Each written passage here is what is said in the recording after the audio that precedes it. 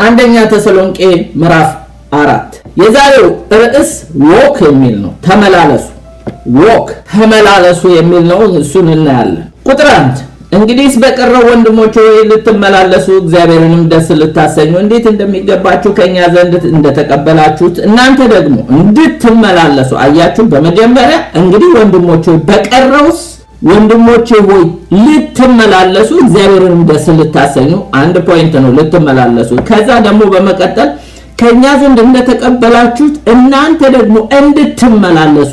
ስለዚህ ዋናው ቁልፍ ቃል እዚህ ላይ ተመላለሱ እንድትመላለሱ የሚለው ከፊት ይልቅ ትበዙ ዘንድ በኢየሱስ እንለምናችኋለን እንመክራችሁማለን። ቁጥር 2 በጌታ ኢየሱስ የትኛውን ትእዛዝ እንደሰጠናችሁ ታውቃላችሁ። ይህ የእግዚአብሔር ፈቃድ እሱ መቀደሳችሁ ነውና ከዝሙት እንድትርቁ እግዚአብሔርን እንደማያውቁ አሕዛብ በፍትወት ምኞት አይደለም እንጂ ከእናንተ እያንዳንዱ የራሱን ዕቃ በቅድስና በክብር ያገኝ ዘንድ እንዲያው አስቀድመን ደግሞ እንዳልናችሁ እንደመሰከርንላችሁ ጌታ ስለዚህ ነገር ሁሉ የሚበቀል ነውና ማንም በዚህ ነገር አይተላለፍ፣ ወንድሙንም አያታል። ለርኩሰት ሳይሆን እግዚአብሔር በቅድስና ጠርቶናል። እንግዲህ የሚጥል ሰውን የጣለ አይደለም፣ መንፈስ ቅዱስን በእናንተ እንዲኖር የሰጠውን እግዚአብሔር ነው እንጂ ይላል። ቁጥር 9 ላይ እናንተ ራሳችሁ እርስ በርሳችሁ ልትዋደዱ በእግዚአብሔር ተምራችኋልና ስለ ወንድማማች መዋደድ ማንም ይጽፍላችሁ ዘንድ አያስፈልጋችሁም። እንዲሁ በመቄዶንያ ሁሉ ላሉ ወንድሞች ሁሉ ታደርጋላችሁና፣ ነገር ግን ወንድሞች ሆይ ከፊት ይልቅ ትበዙ ዘንድ በጸጥታ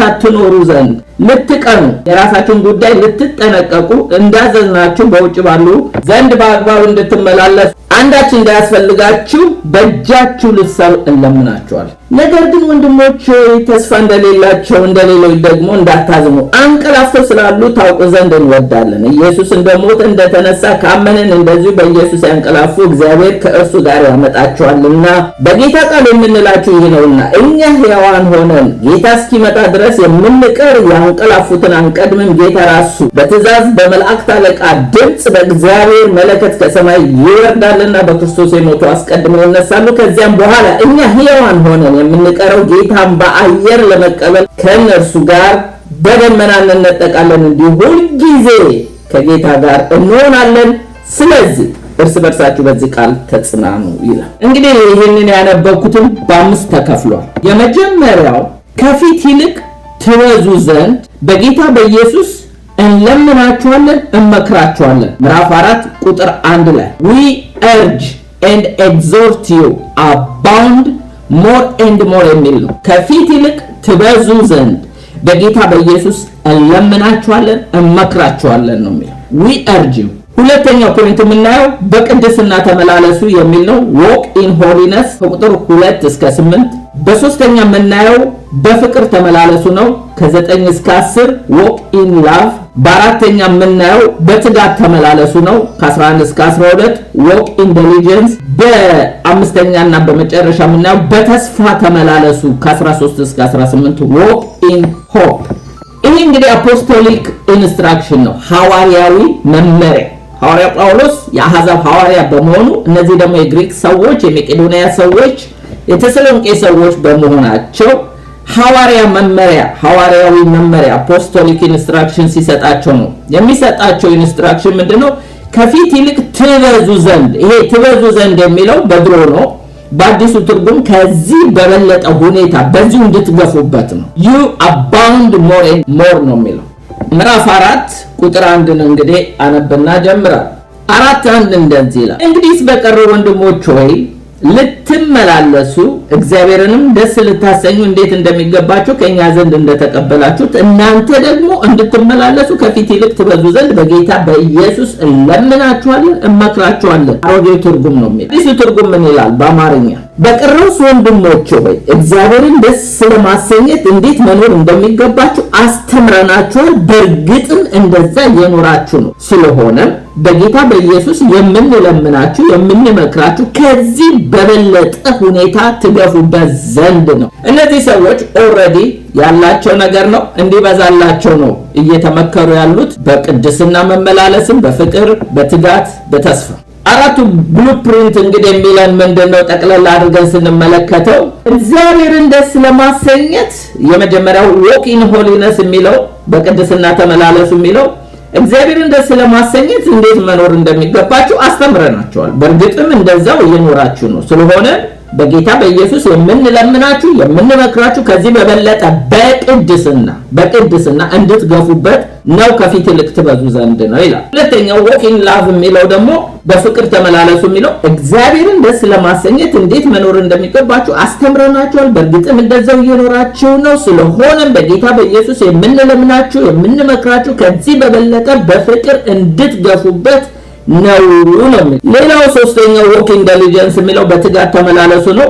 እግዚአብሔርን ደስ ለማሰኘት እንዴት መኖር እንደሚገባችሁ አስተምረናችኋል። በእርግጥም እንደዛው እየኖራችሁ ነው። ስለሆነ በጌታ በኢየሱስ የምንለምናችሁ የምንመክራችሁ ከዚህ በበለጠ በትጋት እንድትገፉበት ነው፣ ከፊት ይልቅ ትበዙ ዘንድ ነው። ቁልፍ ቃሉ ያለው ቁጥር 1 ላይ ይብዛላችሁ። አራተኛው walk in hope በተስፋ ተመላለሱ የሚለው ነው። እግዚአብሔርን ደስ ለማሰኘት መኖር እንዴት እንደሚገባችሁ አስተምረናችኋል። በእርግጥም እንደዛው እየኖራችሁ ነው። ስለሆነም በጌታ በኢየሱስ የምንለምናችሁ የምንመክራችሁ ከዚህ በበለጠ በተስፋ እንድትገፉበት ነው፣ ከፊት ይልቅ ትበዙ ዘንድ። እግዚአብሔርን ደስ የሚያሰኝ ትምህርት ምን አይነት ነው? እግዚአብሔርን ደስ የሚያሰኝ ትምህርት የመጀመሪያው የእግዚአብሔርን ቃል መስማት ነው። ወገኖች የእግዚአብሔርን ቃል ከመስማት የበለጠ ደስታ እግዚአብሔርን ደስ የሚያሰኝ የለም። ምን ይላል? አንደኛ ሳሙኤል 15:22 ላይ ሳሙኤልም በእውኑ የእግዚአብሔርን ቃል በመስማት ደስ እንደሚለው እግዚአብሔር በሚቃጠልና በሚታረድ መስዋዕት ደስ ይለዋልን? እነሆ መታዘዝ ከመስዋዕት ማዳመጥም አውራ በግ ከማቅረብ ይበልጣል። ለሳኦል ነው ሳሙኤል የሚለው እግዚአብሔር ቃልን በመስማት ደስ ከሚለው ምንም ነገር አድርጉ ከሚለን በፊት እግዚአብሔር አስቀድሞ ቃሉን ነው የሚልከው። እግዚአብሔር ቃሉን ቁጭ ብለው እንደ ማርያም የሚሰሙ ሰዎች ደስ ይለዋል። ምን ይላል? ሳሙኤልን በእውኑ የእግዚአብሔርን ቃል በመስማት ደስ ከሚለው እግዚአብሔር በሚቃጠል አንተ እዚህ በምታቀርበው መስዋዕት ደስ የሚሰኝ ይመስላል? እነሆ መታዘዝ ከመስዋዕት ማዳመጥ ይሏል። ማዳመጥ ያውራ በግን ስብ ከማቅረብ ይበል። አዎ ሰምቶ መታዘዝ ሌላ ነገር ነው። አረ ራሱ መስማት። ዛሬ እኮ ሳይሰሙ ብዙ ነገር አለ። ሰው በራሱ አጀንዳ ይወዛወዛል። ነገር ግን የእግዚአብሔርን አጀንዳ ለማወቅ በመጀመሪያ መስማት ነው። ይሄ ከአውራ ስብ ከማቅረብ ይበልጥ። እንግዲህ የተሰሎንቄ ክርስቲያኖች 4:1 ላይ በቀረሱ ወንድሞች ሆይ እግዚአብሔርን ደስ ለማሰኘት እንዴት መኖር እንደሚገባችሁ አስተምረናችኋል። በእርግጥም እየኖራችሁ ነው። ለመሆኑ እነዚህ የተሰሎንቄ ክርስቲያኖች የእግዚአብሔርን ቃል በመስማት አስደስተውታል ወይ? አንደኛ ተሰሎንቄ ምዕራፍ 2:13 ስለዚህ የመልእክትን ቃል እርሱም የእግዚአብሔርን ቃል ከኛ በተቀበላችሁ ጊዜ በእውነት እንዳለ በእናንተ በምታምኑ ደግሞ እንደሚሰራ እንደ እግዚአብሔር ቃል እንጂ እንደ ሰው ቃል አድርጋችሁ ስላልተቀበላችሁ እኛም ደግሞ እግዚአብሔርን ሳናቋርጥ እናመሰግናለን። የተሰሎንቄ ክርስቲያኖች የእግዚአብሔርን ቃል እንደ እግዚአብሔር ቃል አድርገው ጳውሎስም ይስበክ ሲላስም ይናገር ዶንኬር እነሱ እሱ አይደለም። ዋናው የእግዚአብሔር ቃል በጳውሎስ የመጣው እንደ እግዚአብሔር ቃል ነው የተቀበሉት። ምን ይላል እዚህ ጋር? ከኛ በተቀበላችሁት ጊዜ በእውነት እንዳለ በእናንተ በምታምኑት ደግሞ እንደሚሰራ እንደ እግዚአብሔር ቃል እንጂ እንደ ሰው ቃል አድርጋችሁ አልተቀበላችሁ። ዛሬ እኮ ወገኖች የእግዚአብሔርን ቃል ሰው እንደ ሰው ቃል እየተቀበለው ነው። የሰዎችን ቃል የሰዎችን አፈታሪክ የሰዎችን የውሸት ትንቢት ደግሞ እንደ እግዚአብሔር ቃል ሰው እየተቀበለ ነው። ነገሩ ተገለባብጧል። ባክ ቱ ዘ ኦሪጂን ወደ ኖርማሉ መመለሱ ግን የእግዚአብሔርን ቃል እንደ እግዚአብሔር ቃል መቀበል ብቻ ነው። ይሄ እግዚአብሔርን ደስ ያሰኘዋል። ሳኦል ይህንን ስላላደረገ ነው እግዚአብሔር መንግስቱን ለዳዊት ቤተሰብ አሳልፎ የሰጠው። ሁለተኛ እግዚአብሔርን ደስ የሚያሰኝ ትምህርት የሰማነውን ቃል ማመን ነው። ዕብራውያን 11:5-6 ሄኖክ ሞትን እንዳይ በእምነት ተወሰደ፣ እግዚአብሔርም ስለወሰደው አልተገኘም። ያለ እምነት ደስ ማሰኘት አይቻልም። ወደ እግዚአብሔር የሚደርስ እግዚአብሔር እንዳለ ለሚፈልጉት ዋጋ እንዲሰጥ ያምን ዘንድ ያስፈልገዋል። እግዚአብሔርን ለማስደሰት የእግዚአብሔርን ቃል የሰዎችን አፈ ታሪክ አይደለም፣ የሰዎችን ተረት አይደለም፣ የሰዎችን አይዲዮሎጂ አይደለም፣ የእግዚአብሔርን ቃል እንደ እግዚአብሔር ቃል ማመን እግዚአብሔርን ደስ ያሰኛል። ለዚህ ነው ጳውሎስ በአንደኛ ተሰሎንቄ 4:1 ላይ በቀረሱ ወንድሞቼ ሆይ እግዚአብሔርን ደስ ለማሰኘት እንዴት መኖር እንደሚገባችሁ አስተምረናችኋል። በእርግጥም እንደዛው እየኖራችሁ ነው። አሁን ይብዛላችሁ እያላችሁ ነው። ታዲያ እነዚህ ክርስቲያኖች የእግዚአብሔርን ቃል አምነዋል? አዎ። በአንደኛ ተሰሎንቄ 1:2 ላይ በጸሎታችን ጊዜ ስለእናንተ ስናስብ የእምነታችሁ ስራ የሞተ እምነትም አይደል ያላቸው የእግዚአብሔርን ቃል ተቀብለው በመታዘዝ በማድረግ ስራ ያለው እምነት ተገኝቶባቸዋል። በዚህ እግዚአብሔርን አስደስተውታል። እግዚአብሔርን ደስ ለማሰኘት ሌላው ትምህርት ደግሞ እንደ እግዚአብሔር ቃል ለሌላው ማካፈል። እደግመዋለሁ፣ እንደ እግዚአብሔር ቃል ለሌላው ማካፈል። ዕብራውያን 13:16 እንደዚህ ይላል፣ ነገር ግን መልካም ማድረግ ለሌሎች ማካፈልን አትርሱ፣ እንዲህ ያለ መስዋዕት እግዚአብሔርን ደስ ያሰኘዋል። ምክንያቱም ለሌሎች ስታካፍሉ እንደዚህ ያለው መስዋዕት ደስ ያሰኘዋል። በተለይ ደግሞ ስራ ያለው እምነት ወንድም ተርቦ ተጠምቶ እሳት ሙቅ ማለት ሳይሆን እጸልይልሃለሁ ማለት ሳይሆን ያለን ሼር ማድረግ እግዚአብሔርን ደስ ያሰኘዋል። ማቴዎስ 25ን ብንመለከተው ተርቤ ተጠምቼ ታርዤ ታስሬ ጠይቃችሁኛል ወይ ነው። መቼ መቼ ሰማን? ይሄ እንግዲህ በማቴዎስ 25 ላይ ተዘርዝሯል። ስለዚህ እንደዚህ ያለው መስዋዕት እግዚአብሔርን ደስ ያሰኘዋል። ምን? ነገር ግን መልካም ለማድረግ ለሌሎች ማካፈልን አትርሱ ይላል። የተሰሎንቄ ክርስቲያኖችን ታዲያ ጳውሎስ የሚላቸው በቀረውስ ወንድሞች ሆይ እግዚአብሔርን ደስ ለማሰኘት እንዴት መኖር እንደሚገባችሁ አስተምረናችኋል። በእርግጥም እንደዛው እየኖራችሁ ነው። ለመሆኑ የተሰሎንቄ ክርስቲያኖች አካፍለዋል። ይህንን የምታገኙት በሁለተኛ ቆሮንቶስ ምዕራፍ 8 ከቁጥር 1 እስከ 5 ላይ ነው። ሁለተኛ ቆሮንቶስ ምዕራፍ 8 ከ1 እስከ 5 እንደዚህ ይላል፣ ወንድሞች ሆይ ለመቄዶንያ አብያተ ክርስቲያናት የተሰጠውን የእግዚአብሔርን ጸጋ እናሳውቃችኋለን። ልዩ ጸጋ እንደተሰጣቸው በብዙ መከራ ተፈትነው ሳሉ የደስታቸው ብዛት፣ የድህነታቸው ጥልቅነት፣ የልግስናቸው ባለጠግነት አብዝቷል። እንደ አቅማቸው መጠን ከአቅማቸው የሚያልፍ እንኳን ወደው እንደሰጡ እመሰክርላችኋለን። ለቅዱሳን በሚሆን አገልግሎታቸው እንዲተባበሩ ይህን ቸርነት በብዙ ልመና እንጂ ከኛ ይለምኑ ነበር ይላል። የመቄዶንያ ክርስቲያን ማለት አንደኛ የፊልጵስዩስ አማኞች ናቸው። ሁለተኛ የተሰሎንቄ አማኞች፣ ሶስተኛ የቤሪያ ክርስቲያኖች ናቸው። እነዚህ ናቸው የመቄዶንያ ክርስቲያን የሚላቸው። ጳውሎስ ወደ እነሱ ነው ሄደው እንግዲህ ወንጌል የሰበከው። ከዛ በኋላ አቴንስ ነው ሄደው፣ ከአቴንስ በኋላ ቆሮንቶስ ነው ሄደው። ስለዚህ እነዚህ የመቄዶንያ ክርስቲያኖች ተሰሎንቄን ኢንክሉድ የሚያደርግ ነው። እነዚህ ሰዎች ያላቸውን ሲያካፍሉ ምን ይላል? በመከራቸው ተፈትነው ሳሉ የደስታቸው ብዛት። ወገኖች የደስታ ዝም ብሎ አይመጣም። የሚሰጥ በልግስና ይስጥ ይላል። በመስጠት ውስጥ ደስታ አለ። ከሚቀበል ይልቅ የሚሰጥ የተባረከ ነው ስለሚል ወገኖቼ ስትሰጡ አንዳንዴ ትባረካላችሁ። መቀበል ብቻ አይደለም ማስደሰት። እውነተኛ ቼርፉል ጊቨር አባቱ ባህሪ ያለው የእግዚአብሔር ባህሪ ያለው እግዚአብሔር ለጋሽ ነው። ንፉግ አይደለም፣ የሚሰጥ ለጋሽ የሆነ ይሄ ማለት እንግዲህ ብዙ ወንድሞቻችን የተራቡ የተጠሙ በዙሪያችን አሉ። እዚህ ብቻ አይደለም፣ አፍሪካም ሌላም በልግስና የሚሰጥ። እነዚህ ግን የድህነታቸው ጥልቅነት ይላል። በስደት ላይ ስላሉ ብዙ ድህነት አለባቸው። ምክንያቱም ብዙ ነገሮች አይመቿቸውም ነበር። ከድህነታቸው ጥልቅነት የልግስናቸው ባለጠግነት አያችሁ፣ ባለጸጎች ናቸው ወገኖቼ። መንፈሳዊ ብልጽግና አላቸው። የመስጠት እጃቸው የተዘረጋ ነው። ግን የሚገርማችሁ ድሆች ሆነው ሳሉ ያላቸውን ትንሽ ነገር ያካፍላሉ። እንደዛች ያላትን ትዳሯን ሁሉ ሰጠች እንዳለ ጌታ ኢየሱስ ያቺ ኮይን የከተተችው ሌሎቹ ከትርፋቸው ይሰጣሉ ነው ያለው። እና እንደ አቅማቸው መጠን ከአቅማቸውም የሚያልፍ ይላል። አንድ አቅማቸው ይሰጣሉ፣ ከአቅማቸውም ደግሞ የሚያልፍ ሳክሪፊሻል የሆነ ጊፍት ይሰጡ ነበር። ወደው ሰጡ። ደግሞ ተገደው አይደለም፣ ወደው እንደ ተነዝንዘውም አይደለም። ዛሬ እንደዛ አይነት ስጦታን አይደለም የሚሰጡት ራሳቸው።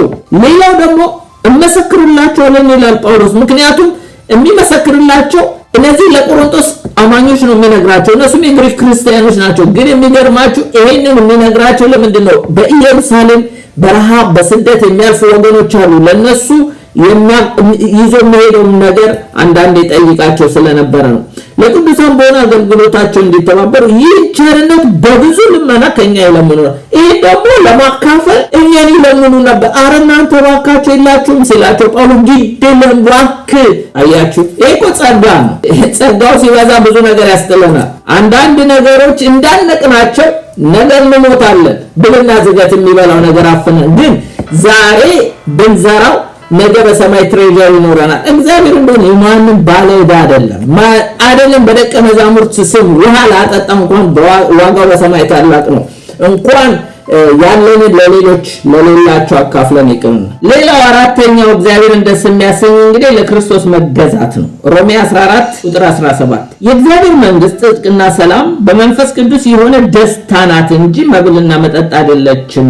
እንደዚህ አድርጎ ለክርስቶስ የሚገዛ እግዚአብሔርን ደስ ያሰኛል ይላል። በሰውም ዘንድ የተመሰገነ ነው። የእግዚአብሔር መንግስት የመብል የመጠጥ ጉዳይ አይደለም። ለክርስቶስ ግን ብንገዛ እግዚአብሔርን ደስ ነው። ዛሬ ሰዎች የስንት ነገር ተገዢዎች ናቸው። ኢቭን እንኳን ኢየሱስ ከስንት ባርነት ነፃ አውጥቶ ከስንት ኃጢአት ባርነት ነፃ አውጥቶ ዛሬ ክርስቲያኖች በብዙ ነገር ባርነት ውስጥ ደግሞ ይገባሉ። ኢየሱስ ቢገዛን ይሻላል። ኃጢአት አይግዛን። የሰዎች ሐሳብ፣ የሰዎች አይዲዮሎጂ አይግዛን። የሰዎች ፍልስፍና አይግዛን። የጌታ ሐሳብ፣ የጌታ አጀንዳ ቢገዛን ይሻላል። የጌታ ቀንበር ለዘብ ነውና። ታዲያ እነዚህ የቆሮንቶስ የተሰሎንቄ አማኞች በቀረሱ ወንድሞች ሆይ እግዚአብሔርን ደስ ለማሰኘት እንዴት መኖር እንደሚገባቸው አስተምረናቸዋል፣ በእርግጥም እንደዛው ኖራቸዋል ይላል። በእርግጥ እነዚህ ተገዝተው ነበር ወይ? ለጌታ ተገዝተው ነበር ወይ? ሁለተኛ ቆሮንቶስ 8:5 ላይ እንዲላል አስቀድመው በእግዚአብሔር ፈቃድ ራሳቸውን ለጌታ ለኛም ሰጡ ይላል። እነዚህ የተሰሎንቄ ክርስቲያኖች አስቀድሞ ራሳቸውን እንደ እግዚአብሔር ፈቃድ ነው ለጌታ የሰጡት። እንደ እግዚአብሔር ፈቃድ ለሐዋርያት ተሰጡ። አንዳንድ መሰጠቶቻችን የእግዚአብሔር ፈቃድ አለበት ወይ? in the name of spiritual thing በመንፈሳዊ ነገር እያመካኙ ዛሬ ኢንዳይሬክት የምንገዛባቸው ብዙ ነገሮች አሉ። ለመንፈሳዊ ነገር ስንሰጥ እንደ እግዚአብሔር ፈቃድ መሆን አለበት። የእግዚአብሔርን ድምጽ እየሰማን እየጸለይን እየጾምን የእግዚአብሔር ፈቃድ ምን እንደሆነ አስተውሉ እንጂ ሞኞች አትሁኑ ይላል። ዛሬ in the name of spiritual thing በመንፈሳዊ ነገር ስንቶቹ ተተለው ለጌታ የተሰጡ መስለው ገንዘባቸውን ከሰሩ፣ ጊዜያቸውን ከሰሩ፣ በብዙ ነገር ባከኑ። የብዙ ጮሌ የብዙ አታላይ መንፈሳዊ ነን የሚሉ ሰዎች መበልጸጊያ ሆኑ። እነሱ እየደኸ ስንሰጥም እንደ እግዚአብሔር ፈቃድ። ስለዚህ እነዚህ ተሰጥተዋል። እግዚአብሔርን ደስ ያሰኙት ለክርስቶስ ተገዝተው ነበር። እንደው ተጨማሪ ከተሰሎንቄ ክርስቲያኖች ውጪ እግዚአብሔርን እንዴት ደስ እናሰኘው ካለን አንደኛ የምንለምነውን እንወቅ። የምንለምነው አንደኛ ነገሥት 3:10 ላይ ሰለሞን ይህን ነገር ስለለመነ ነገሩ እግዚአብሔርን ደስ አሰኘው ይላል። እግዚአብሔርን ደስ አሰኘው ልመና የምትለምኑትን ወቁ ይላል። አንዳችን በቀኝ አንዳችን በግራ አስቀምጠን ይላሉ። ኢየሱስ ወደ መስቀል እየሄደ እነሱ ዙፋን ይመኙ ነበረ ደቀ መዛሙርቱ። የምትለምኑትን አታውቁም ማለት አንደኛ ወቅቱ ነው ዙፋን ለመጠየቅ ኢየሱስ ወደ መስቀል እየሄደ። ሁለተኛ ደግሞ ምንድነው የምንፈልገው ከጌታ? ጌታን የምንከተለው ምን ፈልገን ነው? ጥሩ ቤት፣ ጥሩ ሚስት፣ ጥሩ ትዳር፣ ጥሩ ምን ፈልገን ነው? እሱ እኮ የመጣው ለዘላለም አጀንዳ ነው። የምንለምነውን እንወቅ። ሌላው አካሄዳችን እንደ ቃሉ መሆን አለበት። ምሳሌ 16:7 ላይ የሰው አካሄዱ እግዚአብሔርን ደስ ያሰኘው እንደሆነ በእርሱና በጠላቶቹ መካከል እንኳን ሰላምን ያደርጋል። አካሄዳችን መልካም ከሆነ ከሚጠሉን ሰዎች ጋር በሰላም መኖር እንችላለን። ከሚጠሉን ከማይወዱንም ሰዎች ጋር በሰላም መኖር እንችላለን። አካሄዳችን ከጠላት ጋር ሲል ከሰይጣን ጋር ማለቱ ሳይሆን ከሚጠሉን ሰዎች ጋር ከማይወዱን ጋር በሰላም መኖር እንችላለን። ጌታን ደስ ለማሰኘት ከፈለግን ሰውነታችንን ለእግዚአብሔር ቅዱስና ሕያው መስዋዕት አድርገን እናቅርብ። ሮሜ 12:1 ላይ እንግዲህ ወንድሞች ሆይ ሰውነታችሁን እግዚአብሔርን ደስ የሚያሰኘውና ቅዱስ መስዋዕት አድርጋችሁ ታቀርቡ ዘንድ በእግዚአብሔር ርኅራኄ እለምናችኋለሁ፣ እርሱም ለአእምሮ የሚመች አገልግሎታችሁ ነው ይላል። እንግዲህ ጳውሎስ የሚለው walk in holiness ነው፣ በቅድስና ተመላለሱ ይላል። ቁጥር 1 አይተን ጨረስን። ከ2 እስከ 8 ያለውን ጠቅላላ ሐሳብ ደግሞ እናያለን። እግዚአብሔርን ደስ ለማሰኘት እንዴት መኖር እንደሚገባችሁ አስተምረናል። በእርግጥም እንደዛው እየኖራችሁ ነው። ስለሆነ በጌታ በኢየሱስ የምንለምናችሁ የምንመክራችሁ ከዚህ በበለጠ በቅድስና እንድትገፉበት ነው። ከፊት ይልቅ ትበዙ ዘንድ ነው ይላል። ከፊት ይልቅ ትበዙ ዘንድ ማለት ትገፉበት ዘንድ ነው ማለት ነው። abound more and more ማለት በቅድስና ሐዋርያ ጳውሎስ የተሰሎንቄ አማኞች በቁጥር 2 እና 3 ላይ እንዲላል በጌታ በኢየሱስ የትኛውን ትእዛዝ እንደሰጠናችሁ ታውቃላችሁ፣ ይህም እግዚአብሔር ፈቃድ እሱ መቀደሳችሁ ነውና። ይህ አፖስቶሊክ ኢንስትራክሽን ነው፣ ሐዋርያዊ ትእዛዝ ነው። ለምንድን ነው ሐዋርያው ጳውሎስ እነዚህ አማኞች ቅዱሳን አይደሉም ወይ? ተቀድሰው የለም ወይ? በቅድስናስ እየተመላለሱ የለም ወይ? ለምንድን ነው ተቀደሱ የሚላቸው? የተቀደሰ መቀደስ አለበት። ቅድስና ፕሮግሬሲቭ ነው ወገኖች። ፓስት ሳንቲፊኬሽን አለ ብለናል። ጌታን ስንቀበል የተቀደስ ነው፣ ስማችንም ቅዱሳን ተብሏል። ግን ክርስቶስን እየመሰልን ስናድግ ደግሞ የምንቀደሰው እሱ ፕሮግሬሲቭ ሳንቲፊኬሽን ይባላል። ፐርፌክት ግን አንሆንም፣ ማቹርድ እንሆናለን። ፐርፌክት ኢየሱስ ብቻ ነው። ወደ ብስለት እንደርሳለን። ፐርፌክት የምንሆነው ከዚህ ሞርታል ቦዲ በስባሽ አካል ወጥተን ኢሞርታል ቦዲ የትንሣኤውን አካል ክርስቶስ የለበሰውን ስንለብስ ወደፊት ፐርፌክት እንሆናለን። እስከዛ ግን ፕሮግሬሲቭ ሳንቲፊኬሽን በመቀደስ ለዚህም ደግሞ ሪዋርድ አለው። እግዚአብሔር ሪዋርድ አለው፣ በሰማይ ሽልማት አለ። ሁለተኛ ከምንድነው ተቀደሱ የሚላቸው? ከዝሙት ነው የሚላቸው። አንደኛ ተሰሎንቄ 4:5 ላይ እንዲህ ይላል፣ 4:4-5 ከዝሙት እንድትርቁ እግዚአብሔርን እንደማያውቁ አሕዛብ በፍትወት ምኞት አይደለም እንጂ ከእናንተ እያንዳንዱ የራሱን ዕቃ በቅድስና በክብር ያገኘ ዘንድ እንዲያውቅ። ለምንድነው የተሰሎንቄን ክርስቲያኖች ከዝሙት ራቁ የሚላቸው? ይሄ ልንጠይቀው የሚገባው ነው። እንደዚህ ተቀድሰው ያንግ ክርስቲያኖች በጥሩ ሁኔታ ከጌታ ጋር እየሄዱ ያሉትን ተቀደሱ የሚላቸው ለምንድን ነው? ሐዋርያው ጳውሎስ ለአንድ አይሁዳዊ ከዝሙት ራቅ ማለት ወይም ደግሞ ለአንድ አይሁዳዊ ዝሙት ማለት it is a big deal ነው። ለምን? ከልጅነቱ ጀምሮ ቶራ እየተማረ ነው ያደገ። አትስረቅ፣ አታመንዝር፣ አትግደል። ስለዚህ አይሁዳዊ ከዝሙት ሽሽ ብትሉት ያውቀዋል፣ ከነፍሱ ከልጅነቱ ያደገበት ነው። ለግሪክ ሰው አንደኛ መገረዝ ነውር ነው። ሁለተኛ ማመንዘር ኖርማል። ስለዚህ እነዚህ ደግሞ የግሪክ ሰዎች ናቸው። ለአንድ የግሪካዊ ሰው ማመንዘር ኖርማል ነው፣ መገረዝ ነውር ነው። ለምሳሌ ጢሞቴዎስን ብትመለከቱት አባቱ ግሪካዊ ነው፣ በእናቱ በሴት አያቱ ደግሞ አይሁዳዊ ነው። ግን ጳውሎስ መንፈሳዊ አባቱ ነው የገረዘው፣ የሥጋ አባቱ አልገረዘውም። ለምን? የሥጋ አባቱማ ነውር ስለሆነ ገና በ8 ቀን መገረዝ የሚገባውን ሰውዬ ትልቅ ሰው ከሆነ በኋላ ነው ጳውሎስ የገረዘው። ጳውሎስ ያው መንፈሳዊ አባቱም ነው፣ ለአገልግሎቱም ስለሚጠቅመው ነው። ነገ አይሁዶችንም አሕዛብንም ለማገልገል ይመቻል። ለምንድን ነው ያልገረዘው? አባቱየው በግሪኮች ነውር ስለሆነ። ለዚህ ነው ታዲያ ሲሪየስ እንዲሆኑ የሚነግራቸው ጳውሎስ። እነዚህ የግሪክ ሰዎች ስለሆኑ ዝሙት መስራት በእግዚአብሔር ዘንድ የእግዚአብሔርን ቤተ መቅደስ እንደማፍረስ ነው። ይሄንን የክርስቶስን መቅደስ ከጋለሞታ ጋር ወስዶ ማጣበቅ ማለት አንድ መሆን ስለሆነ በጣም ነውር ስለሆነ የእግዚአብሔርንም መቅደስ የእግዚአብሔርንም አካል ይሄንን ለክርስቶስ የተቀደሰን አካል ዲፋይል ስለሚያደርገው ስለሚያረክሰው ሊቀደሱ የሚነግራቸው ለዚህ ነው። ቁጥር 5 ላይ ከእናንተ እያንዳንዱ የራሱን ዕቃ በቅድስናና በክብር ያገኝ ዘንድ እንዲያውቅ ሲል ምን ማለቱ ነው? የራሱን ዕቃ በቅድስናና በክብር የራሱ ዕቃ የሚለው የገዛ ሰውነቱን ወይም ቦዲ ማለት አካሉን በቅድስና በክብር እንዲያገኝ ይቀደስ ማለቱ ነው። የራሱን ዕቃ የሚለው ቁጥር 6 ላይ አስቀድሞ ደግሞ እንዳልናችሁ እንደመሰከርንላችሁ ጌታ ስለዚህ ነገር ሁሉ የሚበቀል ነውና። ለምንድን ነው ጳውሎስ እንደዚህ የሚላቸው? ስለ ዝሙት መጽሐፍ ቅዱስ በብሉይ ኪዳን የሚያስተምረናል። ትልቁ በዚህ ነገር የሚያስተምረን መንፈሳዊ ሰው ሆኖ ዳዊት ማመንዘሩ እግዚአብሔር ይቅር ቢለው ግን ሳይቀጣ አላለፈምና እግዚአብሔር ከዙፋኑ ድረስ ያወረደውና የቀጣው ጉዳይ ስለሆነ እግዚአብሔር ይበቀላል። ስለዚህ ማንም ሰው ቢያመነዝር ከእግዚአብሔር ጋር ነው ጠቡ እያለ ተጠንቀቁ ነው የሚለው። አሁን እግዚአብሔር ይቅር ሊል ይችላል፣ ነገር ግን ይቀጣል ነው የሚለው። ሌላ ቁጥር 6 ላይ ማንም በዚህ ነገር አይተላለፍ፣ ወንድሙንም አያታል። ለምንድን ነው ወንድሙን አያታል የሚለው? ሁለት ነገር ነው። አንደኛ ካገባችሁ ሴት ጋር ቢያመነዝር ያንን ወንድሙ ይበድላል፣ ያሳዝናል። ሁለተኛ ያላገባችሁ ሴት ጋር ቢያመነዝር ነገ ሊያገባት ያለውን ወንድም ይበድላል። ነገ ያ ወንድም በንጽህና በቅድስና እንዳያገባት አርክሶ ይሰጠዋል ማለት ነው። ስለዚህ በቅድስና ራሱን ይጠብቅ፣ ወንድሙን አያታል ማለት ወንድሙን አይበድል ማለት ነው። ቁጥር 8 ላይ እንግዲህ የሚጥል ሰውን የጣለ አይደለም መንፈስ ቅዱስን በእናንተ እንዲኖር የሰጠውን እግዚአብሔርን እንጂ ሲል ምን ማለት ነው? ይህ ምክር እኛ እንደ ሐዋርያዊ ኢንስትራክሽን የምሰጠው ምክር አንድ ሰው ቢቃወም እኛን አይደለም የእግዚአብሔርን ራሱን መቃወም ነው። በእናንተ ውስጥ ያለውን የእግዚአብሔር መንፈስ መቃወም ማለት ነው። ስለዚህ እግዚአብሔር በዚህ ነገር ላይ ሲሪየስ ነው። እኔ ጳውሎስ አይደለም መክራችሁ የእግዚአብሔር መንፈስ ነው ይላል። መጽሐፍ ቅዱስ ስለ ዝሙት ምን ይላል? የዝሙት ፈተና አመጣጡን ለይተን ልናውቅ ይገባል ወገኖቼ። በሁለት መንገድ ነው የሚመጣው። አንደኛው አውትዋርድሊ፣ ሁለተኛው ኢንዋርድሊ። ለዚህ ምሳሌ የሚሆኑን ዮሴፍና ዳዊት ነው።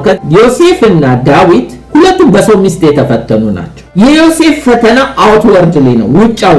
የዳዊት ፈተናው ውስጣዊ ኢንዋርድሊ። እስቲ እንመልከት።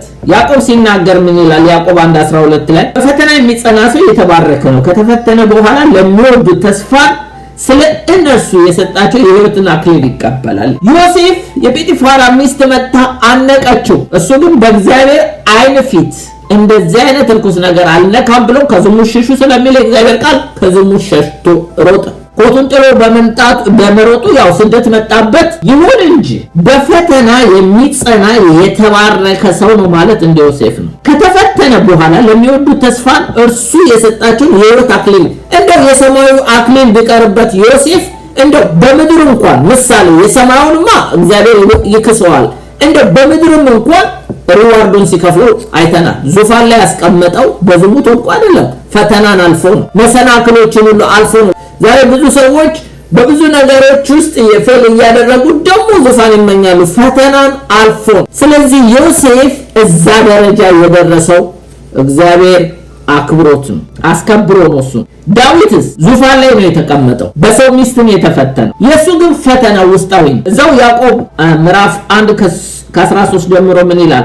ማንም ሲፈተን በእግዚአብሔር እፈተናለሁ አይበል፣ እግዚአብሔር በክፉ አይፈተንምና እሱ ራሱ ማንንም አይፈትንም። ነገር ግን እያንዳንዱ በራሱ ምኞት ሲሳብ ሲታለል ይፈተናል። ከዛም በኋላ ምኞት ጸንሳ ኃጢአትን ትወልዳለች፣ ኃጢአት ካደገ በኋላ ሞትን ትወልዳለች። ዳዊት የኦርዮ ሚስት ሄዳ አላነቀችው፣ እሱ ራሱ ነው በሰገነት ላይ ሲመላለስ ያያት።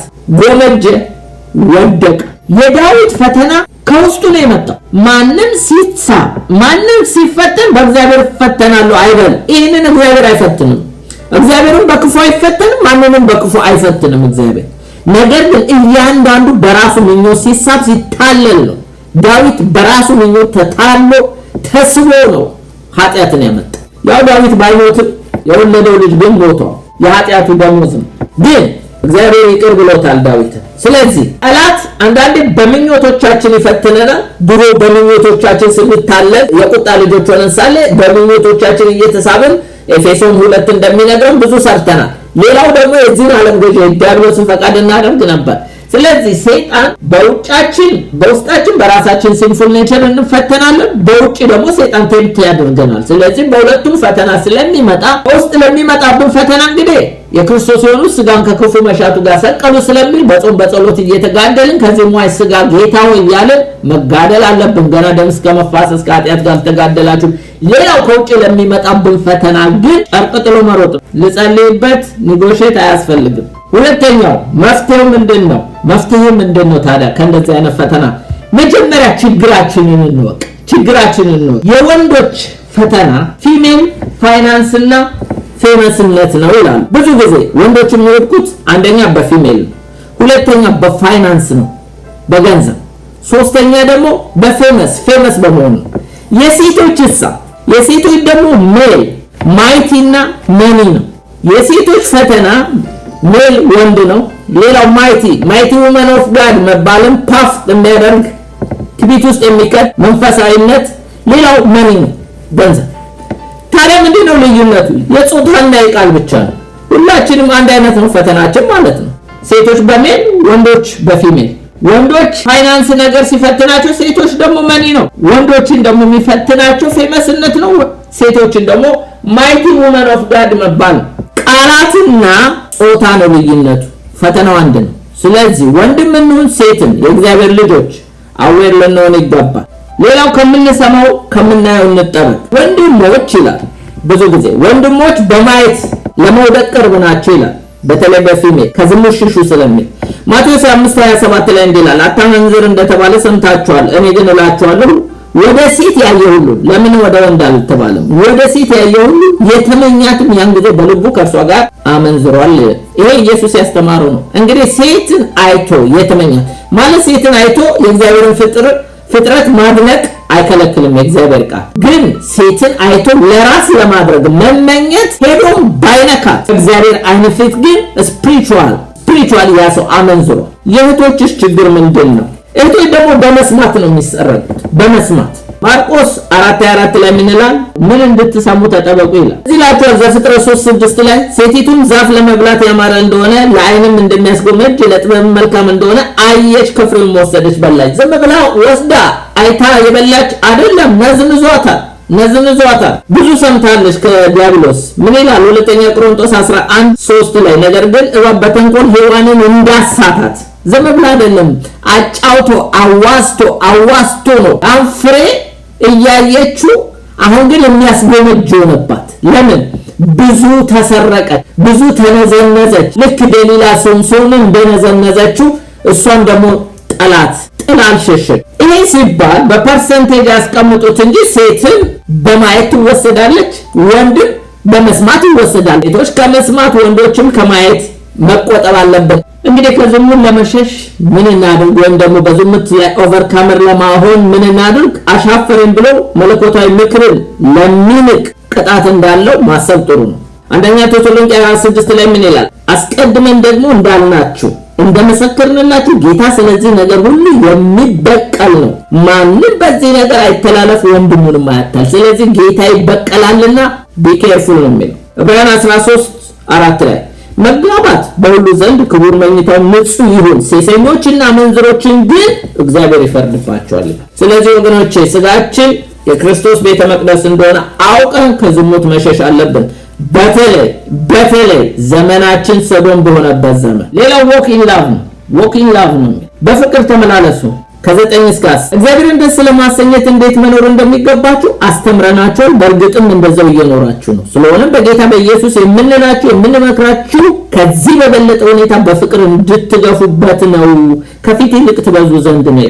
የተሰሎንቄ ክርስቲያኖችን ጳውሎስ እንግዲህ በፍቅር እንዲገፉበት ነው የሚነግራቸው። ከ9 እስከ 10 እንደዚህ ይላል። እናንተ ራሳችሁ እርስ በርሳችሁ ልትዋደዱ በእግዚአብሔር ተምራችኋል። ስለ ወንድማማች መዋደድ ማንም ይጽፍላችሁ ዘንድ አያስፈልጋችሁም። እንደዚሁ በመቄዶንያ ሁሉ ላሉ ወንድሞች ሁሉ ታደርጋላችሁና፣ ነገር ግን ወንድሞች ሆይ ከፊት ይልቅ ትበዙ ዘንድ። ቁጥር 10 እንዲሁ በመቄዶንያ ሁሉ ላሉ ወንድሞች ሁሉ ታደርጋላችሁና፣ ነገር ግን ወንድሞች ሆይ ከፊት ይልቅ ትበዙ የሚለውን በአዲሱ ትርጉም ላንብቡ። በመላ መቄዶንያ የሚገኙትን ወንድሞች ሁሉ እንደምትወዷቸው የታወቀ ነው። ነገር ግን ወንድሞች ሆይ ከዚህ በበለጠ እንድትገፉበት እንመክራቸዋለን ነው። ሐዋርያ ጳውሎስ በአጭር ቃል የሚላቸው ምንድነው? የተሰሎንቄ አማኞች ያው በፍቅር እንዳላቸው ነው፣ ፍቅር እየተመላለሱ እንደሆነ ነው። ፍቅር መኖሩን እናውቃለን በሚለው ባለፈው ትምህርታችን በምዕራፍ 1 ቁጥር 2 ላይ ተመልክተናል። በጸሎታችን ጊዜ ስለእናንተ ስናስብ የእምነታችሁ ስራ፣ የፍቅራችሁ ድካም፣ ስለዚህ ፍቅር አላችሁ፣ አሁን ግን ይብዛላችሁ ነው የሚለው። እንደገና ደግሞ ባለፈው ስንማር ምዕራፍ 3:6 ላይ እንዲላል አሁን ግን ጢሞቴዎስ ከእናንተ ዘንድ ወደኛ መጥቶ ስለ እምነታችሁ ስለ ፍቅራችሁ የምስራች ብሎ በነገረን ጊዜ እኛ እናያችሁ ዘንድ እንደምንናፍቅ ታዩን ዘንድ እንደምትናፍቁ ሁሉ ጊዜ በመልካም እንደምታስቡ በነገረን ጊዜ። ስለዚህ እነዚህ ሰዎች ፍቅር እንዳላቸው ጳውሎስ መስክሮላቸዋል፣ ጢሞቴዎስ መስክሮላቸዋል፣ ናፍቆት ሁሉ እንዳላቸው። ስለዚህ የፍቅር ሰዎች ናቸው። ሐዋርያው ጳውሎስ ግን ይብዛላችሁ ነው። ደግሞ የሚገርማችሁ እንዲበዛላቸው ጸልዩላቸዋል። የት ነው የጸለየላቸው ብለን ብንመለከት እኛ ደግሞ ለእናንተ እንደሚሆን ጌታ እርስ በርሳችሁ ያላችሁን ለሁሉ የሚሆን ፍቅራችሁን ያብዛ ይጨምር ብሎ በምዕራፍ 3 ላይ ጸልዩላቸዋል። ቁጥር 12 ላይ ምን ይላል? በአዲሱ ትርጉም ይሄው ቁጥር እኛ ለእናንተ ፍቅር እንዳለ ሁሉ እርስ በርስ ያላችሁ ፍቅር ለሌሎች ያላችሁ ፍቅር ጌታ ያብዛ ያትርፍላችሁ ብሎ ጸልዩላችሁ። መጸለይ ብቻ አይደለም ጳውሎስ መጸለይ ብቻ አይደለም፣ አሁን ደግሞ እየመከራቸው ነው። በቁጥር 4:10 ላይ በመላ መቄዶንያ የሚገኙትን ወንድሞች ሁሉ እንደምትወዱ የታወቀ ነው። ነገር ግን ወንድሞች ሆይ ከዚህ በበለጠ እንድትገፉበት እንመክራችኋለን ይላል። እንግዲህ እነዚህ ክርስቲያኖች ፍቅር አላቸው፣ ፍቅር እንዲበዛላቸው ጸልዩላችኋል። የሚገርማችሁ ደግሞ አሁን እየመከራቸው ነው። ታዲያ ጨመሩ ወይስ ቀነሱ ፍቅር እንልን? ይሄንን ሁለተኛ ተሰሎንቄ ምዕራፍ 1 ቁጥር 3 ላይ ማየት ትችላላችሁ። ሁለተኛ ተሰሎንቄ ምዕራፍ 1:3 ላይ ወንድሞች ሆይ እምነታችሁ በየጊዜው እያደገ በመሄዱና የእርስ በርስ ፍቅራችሁ እየጨመረ በመምጣቱ ስለእናንተ እግዚአብሔርን ሁል ጊዜ እንደሚገባ ማመስገን አለብን። የተሰሎንቄ ክርስቲያኖች እምነታቸው ፍቅራቸው እያደገ ነው ሄደው። ለምን? አመጽ የለማ።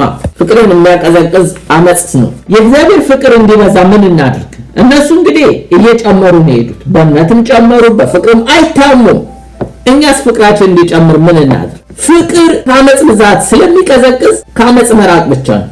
ማቴዎስ 24:12 ላይ ከአመጽ ብዛት የተነሳ የብዙ ሰዎች ፍቅር ትቀዘቅዛለች። የብዙ ጥቂቶች አይደለም፣ የብዙ ሰዎች ፍቅር ትቀዘቅዛለች። እና ምን እናድርግ? ከአመጽ መሸሽ ነው።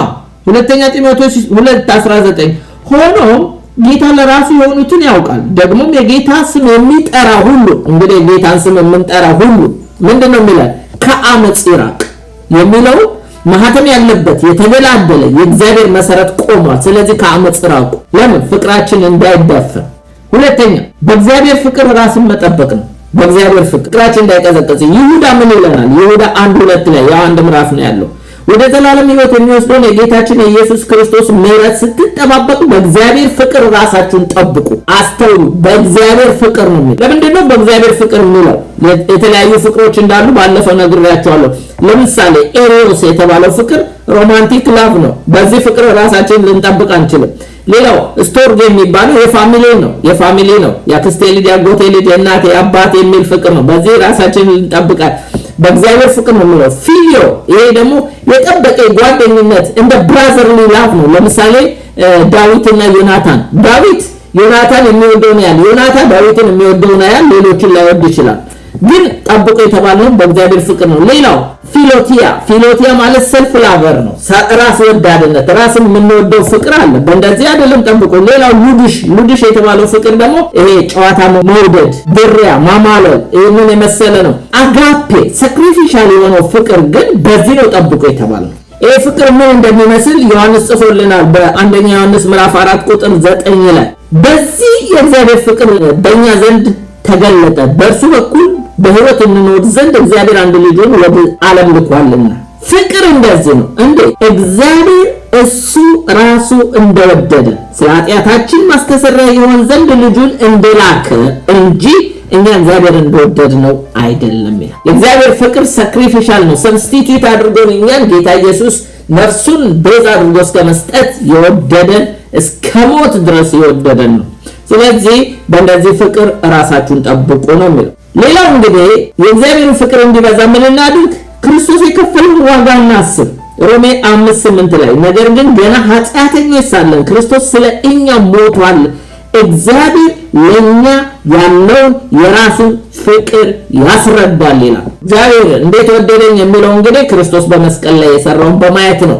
ስለዚህ እኛም ደግሞ ሰዎችንም ለመውደድ እርስ በርስ ለመዋደድ እንግዲህ ጌታ የከፈለውን ዋጋ ማየቱ ተገቢ ነው የሚለው መጽሐፍ ቅዱሳችን። ሌላው ይሄን ስላችሁ ወገኖቼ እኔ ከናንተ የተሻለ አዋቂ ከናንተ የተሻለ መንፈሳዊ ነገር ኖሬ አይደለም። በተሰጠኝ ራሴንም የሚሰሙኝንም ለማዳን እውነቱን መናገር ስላለብኝ ብቻ ነው። ስለዚህ ሁላችንም አብረን የምናድግ እግዚአብሔር ልጆች ነን። ሌላው ሐዋርያዊ ምክርን ገንዘባችን እናድርግ።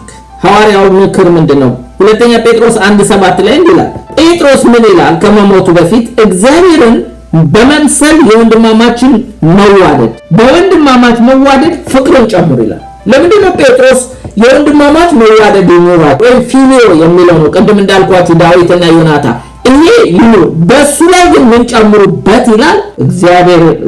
በሱ ላይ በወንድማማች መዋደድ ላይ ፍቅርን ጨምሩ ይላል። ይሄ ፍቅር ግን ምን አይነት ፍቅር ነው? አጋፔ ፍቅር። ጴጥሮስ ይሄንን ጨምሩ የሚለው ነው። ሐዋርያው ጳውሎስ እንግዲህ የሚለን በአንደኛ ተሰሎንቄ 4:10 ላይ በመላይቱ መቄዶንያ የሚገኙትን ወንድሞች ሁሉ እንደምትወዷቸው የታወቀ ነው። ነገር ግን ወንድሞች ሆይ ከዚህ በበለጠ እንድትገፉበት እንመክራቸዋለን ይላል። ሌላው እንግዲህ ደግሞ የእግዚአብሔርን ፍቅር እንዲበዛልን ምን እናድርግ? የመጨረሻው የምንወደውን እንወቅ፣ የምንወደውንና የምንጠላውን እንወቅ። ራዕይ መጽሐፍ 2:4 ላይ እንደዚህ ይላል፣ ዳሩ ግን የምነቅፍብህ ነገር አለኝ፣ የቀደመውን ፍቅርን ጥለሃል። የኤፌሶን ቤተክርስቲያን ችግሯ የቀደመውን ፍቅር ጥላለች። ምንድነው ያስጣላት ብለን ብንመለከት የኒቆላውያን ትምህርት የሚከተሉ ሄረሲ አስተማሪዎች ነበሩ። ትምህርታቸውን መጥላት ሲገባት ሰዎቹንም ጠላቸው። ጌታ የሞተላቸውን ሰዎች ሐሰተኛ ነቢያቶች ይሁኑ ሐሰተኛ ፖለቲከኞች ይሁኑ ምንም አይነት ሰዎች ይሁኑ ጌታ ኢየሱስ ሞቶላቸው። መጥላት ያለብን ግን እግዚአብሔር እኛን ወደደን ማለት ሞቲቫችንን ይወዳል፣ ባህሪያችንን ይወዳል፣ ስራችንን ይወዳል፣ ንግግራችንን ይወዳል፣ አስተሳሰባችንን ይወዳል ማለት አይደለም። እግዚአብሔር ኃጢአተኞችን ይወዳል፣ ኃጢአትን ይጠላል። እግዚአብሔር ሮንግ ሞቲቭ ካለን ይጠላል፣ ሮንግ ሞቲቫችንን ይጠላል። እኛ ግን ይወደናል፣ ሞቶልናል ኢየሱስ። እግዚአብሔር ንግግራችን መጥፎ ከሆነ ንግግራችንን ይጠላል፣ እስከምናደርግ ይታገሰናል በንግግራችን። ስለዚህ ንግግራችን ይጠላል፣ እኛ ግን ይወደናል። ጌታ ኢየሱስ ክርስቶስ እንደዚሁ ደግሞ የምናቀርበው ሳክሪፊሻል የሆነ አንዳንድ የምናደርጋቸው መንፈሳዊ ነገሮች ሁሉ አንዳንድ ጌታ አይወደው። ምን ነው እንደው ይሄ ስብከታችሁ ጩኸት ሆኖብኛል፣ ይሄ ዝማሬያችሁ ጩኸት ሆኖብኛል፣ በቃ ጩኸት የሚሆንበት ጸሎታችሁን ራሱ አልሰማም የሚልበት ሁሉ ጊዜ አለ። ለምን? ስለሚጠላው። ግን ብንመለስ ታግሶ ደግሞ ጌታ ወደሚፈልገው ፖዚሽን ያመጣናል። ብንመለስ ይመልሰናል። እግዚአብሔር ቆሻሻን ይጠላል። እሱ ቅዱስ ነው፣ ንጹህ ነው። ግን እኛን ይወደናል። ስለዚህ ይታገሰናል፣ ይምረናል። ብዙም ይታገሰን አንድ ቀን ልጄ ይለወጣል፣ ያድጋል፣ ማቹርድ ይሆናል ብሎ ነው አባት ልጁን እንደሚታገስ። መቼም ልጄ አጠፋ ብላችሁ አትገሉትም። እናንተ ክፉዎች ሆናችሁ ለልጆቻችሁ እንዲህ ካሰባችሁ የሰማያዊ አባታችን እንግዲህ አስቡ። ስለዚህ የምንጠላውን የምንወደውን እንወቅ። የኤፌሶን ቤተክርስቲያን ችግሯ ይሄ ነው። ሰውንም ስራውንም ጠላን። ለይተን እንወቅ። የሰዎችን ሐሳብ ልንጠላ እንችላለን፣ የሰዎችን ንግግር ልንጠላ እንችላለን፣ ሰዎችም የኛን ሊጠሉ ይችላሉ። ሞቲቫችን እግዚአብሔር ግን ፐርሰናሊ የሞተለትን ሰው እንድንጠላ የትም ቦታ አይመክረንም። ለምን ነፍሰ ገዳይ አይሆንም? ለምን አራጅ አይሆንም? ሰውየው በአጋንንት ፕሮሰስ ሆኖ ሊያደርግ ይችላል። መንፈሱን ነው እንጂ እግዚአብሔር የሚጸየፈው ሰውየውን ይወደዋል። ኢየሱስ እኮ አጋንንት ለያዛቸው ፕሮሰስ ብሎን ሁሉ ነው የሞተው። እያንዳንዳችን ከዛ አይደለም እንደወጣ ነው። መቼም ሰዎች ብዙ ነገር ይወዳሉ። በሁለተኛ ጢሞቴዎስ 3:2 ላይ እንደዚህ ይላል፣ ራሳቸውን የሚወዱ ይሆናሉ፣ ገንዘብ የሚወዱ ይሆናሉ፣ ፍቅር የላቸውም፣ ከእግዚአብሔር ይልቅ ተድላን ይወዳሉ። ሰዎች እኮ ተድላን ይወዳሉ። ፍቅር እኮ ነው። ሰዎች እኮ ገንዘብ ይወዳሉ። ፍቅር እኮ ነው፣ የገንዘብ ፍቅር። ፍቅር የላቸውም አንልም። ከእግዚአብሔር ይልቅ ተድላን ይወዳሉ። ፍቅር ነው። ታዲያ የምንወደውንና የምንጠላውን እንወቀው። መውደድ ያለብን እግዚአብሔርን ነው። ሌላው ዎክ ኢንተሊጀንስ የሚለው ነው። በትጋት ተመላለሱ ነው። የእግዚአብሔርን ደስ ለማሰኘት እንዴት መኖር እንደሚገባችሁ አስተምረናችኋል። በእርግጥም እንደዚያው እየኖራችሁ ነው። ስለሆነም በጌታ በኢየሱስ የምንለምናችሁ የምንመክራችሁ ከዚህ በበለጠ ሁኔታ በትጋት እንድትገፉበት ነው ይላል። አንደኛ ተሰሎንቄ ምዕራፍ 4 ቁጥር 11 እስከ 12 ነገር ግን ወንድሞቼ ሆይ ከፊት ይልቅ ልትበዙ በጸጥታ ትኖሩ ዘንድ ልትቀኑ የራሳችሁን ጉዳይ ልትጠነቀቁ እንዳዘዝናችሁ በውጭ ባሉት ዘንድ በአግባቡ እንድትመላለሱ አንዳችም እንዳያስፈልጋችሁ በእጃችሁ ልትሰሩ እንለምናችኋለን ይላል። አዲሱ ትርጉም ላይ ከዚህ በፊት እንዳዘዝናችሁ በገዛ እጃችሁ ስሩ፣ በጸጥታ ኑሩ፣ በራሳችሁ ጉዳይ ላይ ብቻ አተኩሩ፣ ይኸውም በዕለት ኑሯችሁ በውጭ ባሉት ዘንድ እንዲያስከብራችሁና በማንም ላይ ሸክም እንዳትሆኑ። ለምንድን ነው ከፊት ይልቅ ትጉ የሚላቸው? ጳውሎስ በነበረበት ጊዜ አንዳንድ የተሰሎንቄ ክርስቲያኖች ምናልባት ስርዓት ከመፍታት የተነሳ በሌሎች ሰዎች ጉዳይ ጣልቃ ይገቡ ነበር ይባል። አንዳንዶች፣ ሁሉም አይደለም፣ ስራ ፈተዋል፣ ስራ አይሰሩ። ስለዚህ ከዚህ የተነሳ በሌሎች በማያገባቸው ጉዳይ ጣልቃ እየገቡ አስቸግረዋል። ይህ አይነት ልማድ ሳይኖራቸው አይቀርም። ለዚህ ነው ጳውሎስ የሚሏቸው በራሳችሁ ጉዳይ ላይ ብቻ አተኩሩ ይላል። ሌላው በገዛ እጃችሁ ስሩ ይላቸዋል። በግሪኮች ዘንድ የእጅ ስራ፣ በእጅ መስራት የባሪያ ስራ ነው። ባሪያ ብቻ ነው እንደዚህ መስራት አለበት ብለው የሚያምኑ። ምክንያቱም ውርደት ነው። ስለዚህ በእጃችሁ ስሩ ይላል። ምክንያቱም እሱ ራሱ ቴንት ሜከር ነበር። ድንኳን እየሰራ እዛ ያለ ያስተምራቸው ይነግራቸው ነበር። አንዳንዶች ግን ይችንም ስራ ይጸየፏት ነበር። ምክንያቱም ጌታ ሊመጣ ነው እያሉ ስራን ይሸሹ ነበር። ሌላው ክርስቲያኖቹ በገዛ እጃቸው እየሰሩ የራሳቸው ኑሮ ሊኖሩ ሲገባቸው፣ አንዳንድ የተሰሎንቄ ክርስቲያኖች ግን የክርስቶስ ዳግም ምጽአት በቅርብ ይሆናል በሚል እምነት ስራ ፈተው ሌሎች በመስራት ላይ ያሉትን እነሱን ተጠግተው ጥገኛ ሆነው ይኖራሉ። ስራ መስራት በሌሎች ላይ ጥገኛ ሰርተው መኖር ሲገባል ከዚህ የተነሳ ሸክም ሆነው ነበር። ጌታ ይመጣል፣ ምክንያቱም መንፈሳዊ ነች፣ ግን የእጅ ስራ ስለማይወዱ አንዳንድ ሰነፎች አሉ። ለዚህ ነው በሁለተኛ ተሰሎንቄ ምዕራፍ 3:11 ነው ሁለተኛ ተሰሎንቄ ስራ ከቶ ሳይሰሩ በሰው ነገር እየገቡ ያለ ስርዓት ከናንተ ዘንድ ስለሚሄዱ ስለ አንዳንዶች ሰምተናል ይላል ጳውሎስ። ሰምተናል። እነዚህ ምን ይባላሉ? አይድል ክርስቲያን ይባላሉ። አይድል ማለት a person avoid work lazy ማለት ስራ ሳይሰራ የሚኖር ክርስቲያን ማለት ነው። እነዚህ አይድል ክርስቲያን ይባላሉ። ለዚህ ጳውሎስ ምንድነው የሚላቸው? ከዚህ በፊት እንዳዘዝናችሁ አንደኛ ስሩ፣ ምን በገዛ እጃችሁ ስሩ። ሁለተኛ ኑሩ፣ ምን በጸጥታ ኑሩ። ሶስተኛ አተኩሩ፣ ምን በራሳችሁ ጉዳይ ላይ ብቻ አተኩሩ፣ በሰው ነገር ጣልቃ አትግቡ። ሐዋርያው ጳውሎስ ለምንድን ነው እንደዚህ የሚላቸው? እንዲያስከብራችሁ ነው። ምክንያቱም ይህ በዕለት ዕለት ኑሯችሁ በውጭ ባሉት ዘንድ እንዲያስከብራችሁ ነው። አለበለዚያ ክብር ታጣላችሁ፣ ቤተክርስቲያንን ታሰድባላችሁ፣ የእግዚአብሔርን ስም ታሰድባላችሁ። ሰርታችሁ ብሉ። ሌላው ሸክም እንዳትሆኑ ነው። ማንም ሰው ላይ ሸክም እንዳይሆኑ። የመጨረሻውን ልናጨርሳለን። walk in hope በተስፋ ተመላለሱ። የእግዚአብሔርን ደስ ለማሰኘት እንዴት መኖር እንደሚገባችሁ አስተምረናችኋል። በእርግጥም እንደዛው እየኖራችሁ ነው። ስለሆነም በጌታችን በኢየሱስ ክርስቶስ የምንለምናችሁ የምንመክራችሁ ከዚህ በበለጠ ሁኔታ በተስፋ እንድትገፉበት ነው። ከፊት ይልቅ ትበዙ ዘንድ ነው። ምዕራፍ 4 ከ13 እስከ 18 የሚያልቀው እንግዲህ በተስፋ እንዴት መመላለስ እንዳለባችሁ ነው። ነገር ግን ወንድሞች ሆይ ተስፋ እንደሌላቸው እንደሌሎች ደግሞ እንዳታዝኑ አንቀላፍተው ስላሉ ታውቁ ዘንድ እንወዳለን። ኢየሱስ እንደሞተ እንደተነሳ ካመን እንደዚሁ በክርስቶስ ያንቀላፉ እግዚአብሔር ከእርሱ ጋር ያመጣቸዋልና በጌታ ቃል የምንላችሁ ይህ ነውና እኛ ሕያዋን ሆነን ጌታ እስኪመጣ ድረስ የምንቀር ያንቀላፉትን አንቀድምም። ጌታ ራሱ በትእዛዝ መላእክት አለቃ ድምፅ እግዚአብሔር መለከት ከሰማይ ይወርዳል። በክርስቶስ የሞቱ አስቀድመው ይነሳሉ። ከዚህ በኋላ እኛ ሕያዋን ሆነን የምንቀር ጌታን በአየር ለመቀበል ከነሱ ጋር በደመና እንነጠቃለን። እንዲሁ ጊዜ ከጌታ ጋር እንሆናለን።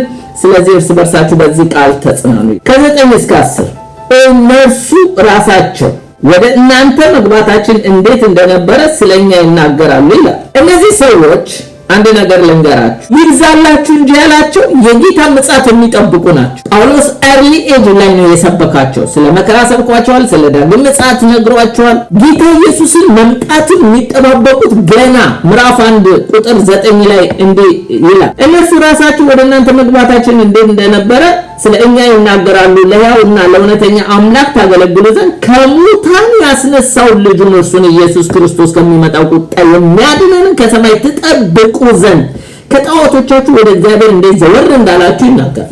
ከጣዖቶቻቸው ዞረው ጌታን ያገለግሉ የጌታን ዳግም ምጽአት ይጠብቃሉ። ይህችን አድቫንቴጅ ልመቱ አንዳንድ ሌዚ አይድል ክርስቲያኖች ደግሞ ስራ ፈተው ነበር። አንዳንዶቹ ግን ጌታን እየሰሩ ይጠብቁ ነበር። በእነ ጳውሎስ ትምህርት ይብዛላችሁ ይላቸው። ሆኖም እነዚህ ሰዎች አይታሙም፣ ጌታን በመጠበቅ በፍጹም አይታሙም። እንደውም የተሰሎንቄ ትምህርት ላይ ስለ ዳግም ምጽአት ለኛ ሁሉ የቀረልን ለጳውሎስ እንደዚህ ያስተማራቸው በሁለተኛም ተሰሎንቄ በአንደኛ ተሰሎንቄ ስለ ዳግም ምጽአት በደንብ ያስተማረው ጳውሎስ ለተሰሎንቄ ክርስቲያኖች ነው። ምክንያቱም ሃይሊ ኤክስፔክትድ ስለሚያደርጉ ነው። ቁጥር 13 ላይ እንግዲህ ምንድነው የሚላቸው? ነገር ግን ወንድሞች ሆይ ተስፋ እንደሌላቸው እንደሌሎች ደግሞ እንዳታዝኑ አንቀላፍተው ስላሉ ታውቁ ዘንድ እንወዳለን። አንድ ነገር ልንገራችሁ ይላል ጳውሎስ። ለዚህ ነገር መሐይም አትሁኑ፣ ኢግኖራንት አትሁኑ። በተለይ አንቀላፍተው ላሉት ሰዎች ዕውቀት ይኑራችሁ። መንፈሳዊ ድንቁርና አያስፈልግም፣ ማወቅ ይገባችኋል። ባይዘው ጳውሎስ ታውቁ ዘንድ እወዳለሁ የሚል በተለያየ ቦታ በመጽሐፍ ቅዱስ በመልእክቶች ውስጥ ተናግሯል። ለምሳሌ በአንደኛ ቆሮንቶስ 10:1 ላይ እንዲላል አባቶች በምድረ በዳ ለምን እንደተቅበዘበዙና እንደሞቱ አብዛኞቹ እንደሞቱ በአንደኛ ቆሮንቶስ 10:11 ላይ ታውቁ ዘንድ እወዳለሁ። ወገኖቼ ይሄ ለትምህርታችን ነው የተጻፈው። ለምን በምድረ በዳ እንደወደቁ እንድታውቁ ይላል። ሁለተኛ በአንደኛ ቆሮንቶስ 12:1 ላይ ደግሞ ስለ መንፈሳዊ ነገር ታውቁ ዘንድ ለዚህ ነገር ኢግኖራንት እንዳትሆኑ የጸጋ ስጦታ አጠቃቀም እወቁ፣ አለበለዚያ ከእሳትና ከቢላ ጋር መጫወት ነው። አጠቃቀሙን ካላወቃችሁ ቢላ እንደሚቆርጥ እሳት እንደሚያቃጥል እንዲሁ የጸጋ ስጦታ አጠቃቀሙን ካላወቃችሁ ያው ትጠፉበታላችሁ ነው። ብዙዎችም አሁን እየሆነ ነው። ለምን? የጸጋ ስጦታ አጠቃቀም ስለ መንፈሳዊ ነገር ታውቁ ዘንድ። በሁለተኛ ቆሮንቶስ 1:8 ላይ እንዲህ ይላል፣ በእስያ ስለደረሰብን መከራችን ታውቁ ዘንድ እወዳለሁ። ይህ ብቻ አይደለም፣ ለፊልጵስዩስ አማኞችን ፊልጵስዩስ 1:12 ላይ በወንጌል ለማስፋፋት የደረሰብንን መከራችንን ታውቁ ዘንድ ወዳለሁ። ነገ መከራ ደረሰብኝ ብትሉ እኛ ላይ የደረሰውን ታውቁ ዘንድ ለትምህርታችሁ እንዲሆን እወቁ። ኢግኖራንት አትሁኑ ለዚህ ነገር ይላል። ሌላው በሮሜ 11:25 ላይ በእስራኤል ላይ ለመጣው ድንዛዜ አዚም አሁን ለምንድን ነው የአሕዛብ ሙላት እስከሚሆን እስራኤል ለምን ደነዘዘች የሚለውን ነገር ታውቁ ዘንድ ለዚህ ነገር መሐይም እንዳትሆኑ ኢግኖራንት እንዳትሆኑ ታውቁ ዘንድ እወዳለሁ። ሌላው አንቀላፍተው ስላሉ አሁን ደግሞ የሚለው አንቀላፍተው ስላሉ ስለሞቱት በጌታ አምነው ስለተለዩአችሁ ቅዱሳን ታውቁ ዘንድ እወዳለሁ። ይህንን 4 ፖይንት እናገራለሁ። አንደኛው ሪዘረክሽን፣ ሁለተኛው ራፕቸር፣ ሶስተኛ ሪዩኒየን የሚለውና ሪዋርድ። ምን ይላል? ስለ ሪዘረክሽን ይናገራል 14 ቁጥር ላይ እስከ 16 ኢየሱስ እንደሞተ እንደተነሳ ካመንን እንዲሁ በኢየሱስ ያንቀላፉ እግዚአብሔር ከእርሱ ጋር ያመጣቸዋልና በጌታ ቃል የምንላችሁ ነውና እኛ ሕያዋን ሆነን እስኪመጣ ድረስ የምንቀር ያንቀላፉትን አንቀድምም። ጌታ በትእዛዝ አለቃ በመላእክት አለቃ ድምፅ በእግዚአብሔር መለከት ከሰማይ ይወርዳልና በክርስቶስ የሞቱት አስቀድመው ይነሳሉ። አንድ ነገር ልንገራችሁ ነው የሚለው ጳውሎስ። በጌታ ያንቀላፉት ሰዎች ጌታ ሲመጣ ከእንቅልፍ እንደሚነሳ ሰው ይቀሰቀሳሉ፣ ይነሳሉ። አንቀላፍቷል፣ አልሞቱም። ሞት ማለት ለዘላለም ከእግዚአብሔር መለየት ማለት። እነዚህ ግን አንቀላፍቷል። ደግሞ እነሱን ጌታ ሲቀሰቅስ እኛ እዚህ ሕያዋን የሆነው አንቀድማቸው፣ እነሱ ቀድሞ ይነሳሉ። በጌታ ያንቀላፉት ሰዎች ይነሳሉ። ያዝኑ ነበረ። ምክንያቱም ጌታ ምጽአት ሲጠብቁ በመሃላቸው ለከስ ወገኖች እየሞቱ ነው። አሁን ግራ ገባቸው። ወገኖች ከሞቱብን ታዲያ መጨረሻቸው ምንድነው? እኛ ጌታ መጥቶ ይወስደናል ብለው ራፕቸር ይጠብቁ ነበረ። የጌታ ምጽአት ከናፍቆታቸው ብዛት በመሃላቸው ወንድሞች ሲሞቱ፣ እህቶች ሲሞቱ ደነገጡ። ከዚህ የተነሳ ግራ ገባቸው። ጳውሎስ ያስተማረው ይሄን ታውቁ ዘንድ እወዳለሁ። አንድ ነገር ወቁ። ጌታ ኢየሱስ ኤቪደንስ ከፈለጋችሁ ጌታ ኢየሱስ እንደሞተ እንደተነሳ ከሙታን በኩል ያደረገው ጌታ ኢየሱስ ምንድነው? እና ላዛር ቢሞቱ ተመልሰው አልተነሱም። በእነ ኤልሳ ጊዜ ያስነሷቸው ሙታን በኢየሱስ በሐዋርያት የተነሱ ተመልሰው አልተነሱም። ኢየሱስ ግን ከሞት ተነስቷል። ከዚህ የተነሳ ለዘላለም ደግሞ በማይሞት መነሳት ስለተነሳ የሙታን በኩር ነው። አንድ ቀን ያሞቱት ሰዎች ሁሉ ከሞት ሲነሱ ኢየሱስ ከሞት እንደተነሳ እንዳመንን ሁሉ እንዲሁ ደግሞ እነዚህ የሞቱት ይነሳሉ። እኛ በህይወት ያለን ካልሞት እኛ ደግሞ እንነጠቃለን ነው። እነሱን ግን አንቀድማቸው፣ እነሱ ቀድሞ ነው የሚነሱት ይላል ጌታ ራሱ በትእዛዛት መላእክት። ይሄ በትእዛዛት መላእክት የሚለው ኢየሱስ የሚመጣው አርካንጀል ሚካኤል ነው ይባላልና በእግዚአብሔር ድምጽ መለከት ከሰማይ ይወርዳል፣ ክርስቶስም የሞቱት አስቀድሞ። ሁለት አይነት አመጣጥ ነው ያለው ጌታ ኢየሱስ። አንደኛው አመጣጥ ዘ ሰከንድ ካሚንግ ኦፍ ክራይስት ነው በማቴዎስ 24 ላይ የተነገረን። ሁለተኛው በዚህ ቦታ የተነገረን ራፕቸር ነው። አንደኛው መጀመሪያ የሚመጣው ጌታ ለቤተ ክርስቲያን ራፕቸር ነው። ወደ ምድር አይወርድ፣ በአየር ላይ ነው ቤተ ክርስቲያንን የሚነጥቃት። ግን በመላእክት ትእዛዝ ወደዚህ መጥቶ ጌታ ኢየሱስ በአየር ላይ ቤተ ክርስቲያንን የሚነጥቃት ራፕቸር ይባላል። ሁለተኛ ግን ቤተ ክርስቲያንን ይዞ እንደገና ኢየሱስ ወደ ምድር የሚወርድበት አፍተር ግሬት ትሪቡሌሽን ወይም ከታላቁ መከራ በኋላ that is the second coming of Christ። ይሄ አሁን የሚያወራው ስለ second coming of Christ ከግሬት ትሪቡሌሽን በፊት ጌታ ኢየሱስ ቤተክርስቲያንን ሊነጥቃት እንደሚመጣ ስለ ራፕቸር ሲናገር 17ኛው ላይ ምን ይላል? ቁጥር ላይ ከዚያም በኋላ እኛ ሕያዋን ሆነን የምንቀረው ጌታን በአየር ለመቀበል ከእርሱ ጋር በደመና ነን። ቤተክርስቲያን ሕያው ሆና ያንቀላፉት አሁንም የሚያንቀላፉ ወደፊት የሚያንቀላፉት ችግር የለም። ጌታ ሲመጣ እነሱ እንደውም ቀድመው ይነሳሉ። ከዚህ በፊት የሞቱት ቀድመው ነው የሚነሱ በጌታ ያመኑ። እኛ ደግሞ እንነጠቃለን። እኛ የምንነጠቀው ምንድነው? በአየር ላይ እንነጠቃለን፣ ዲሳፒር እንሆናለን። እዚህ ሊቀርባሉ። እኛ ግን ያመንነው አሁን እዚህ ላይ ነው። እንግዲህ ሶስት አይነት ቪው እንዳለ ላሳያችሁ። ሶስቱ ቪው ምንድነው? አንደኛው ፕሪ ትሪቡሌሽን አማኞች አሉ። ፕሪ ትሪቡሌሽን ማለት ቅድመ መከራ መነጠቅ የሚባሉ ናቸው። at the beginning of the 7 years የሚሉናል። ጌታ ኢየሱስ ታላቁ መከራ የሰባቱ ዓመት ሱባኤ ታላቁ መከራ ሰባኛው ሱባኤ ከመጀመሩ በፊት ቤተክርስቲያን ትነጠቃለች የሚሉ ናቸው። ፕሪ ትሪቡሌሽን ይባላል፣ ቅድመ መከራ መነጠቅ። ሁለተኛው ሚድ ትሪቡሌሽን የሚባሉት ናቸው፣ መንፈቀ መከራ መነጠቅ። ይሄ ደግሞ in the middle of the 7 years 3 ዓመት ተኩል በመከራ ውስጥ እናልፋለን። ከ3 ዓመት ተኩል በኋላ እንነጠቃለን። 3 ዓመት ተኩል ደግሞ ግሬት ትሪቡሌሽን ይቀጥላል የሚሉ ናቸው። ሶስተኛው ፖስት ትሪቡሌሽን ድህረ መከራ መነጠቅ። እነዚህ ደግሞ በሰባቱ የመከራ ውስጥ እናልፋለን። በሰባቱ ዓመት መከራ በግሬት ትሪቢሌሽን እናልፋለን። የተሰሎንቄ ጸሐፊ ጳውሎስ ግን ምን ይላል? እኛ ለቁጣ አልተመረጥንም። ለምንድን ነው በግሬት ትሪቢሌሽን የምናልፈው ነው? ስለዚህ የእናንተ ቪው የቱ እንደሆነ እምነታችሁ የቱ እንደሆነ አላውቅም። የኔ ግን ፕሪ ትሪቢሌሽን ነው። ፕሪ ትሪቢሌሽን ማለት ቅድመ መከራ መነጠቅ ነው። እኔ በሰባቱ ዓመት መከራ ውስጥ አላልፍም፣ ቤተክርስቲያን አስቀድማ ትነጠቃለች ከሚሉት ወገን ነኝ። ምክንያቱም እግዚአብሔር ለቁጣ አልመረጠንም። በቁጣ ውስጥ በመዓት ውስጥ ያኔ አሁንም እንኳን የምናልፍበት መከራ ቀላል አይደለም። ወደፊትማ ይሄ በምድር ላይ በዓለም ተደርጎ የማይታወቅ መከራ ነው ከፊታችን እየመጣ ያለው። ጌታ ከመምጣቱ በፊት ግሬት ትሪቢሌሽን አለ። 7 ዓመት ሰባው ሱባኤ ይባላል። ይሄንን ግን መከራ ቤተክርስቲያን ሳታይ ትነጠቃለች። ጌታ ኢየሱስ ከሰባቱ ዓመት መከራ በኋላ እንደገና ከቅዱሳን ጋር በክብር ይመጣል ከመላእክት ጋር ታጅቦ በሚል እምነት ላይ ነው ያለው። ከራፕቸር ቀጥሎ ከሪዘሬክሽን ቀጥሎ እንግዲህ ራፕቸር ነው። ከራፕቸር ቀጥሎ ሪዩኒየን ነው።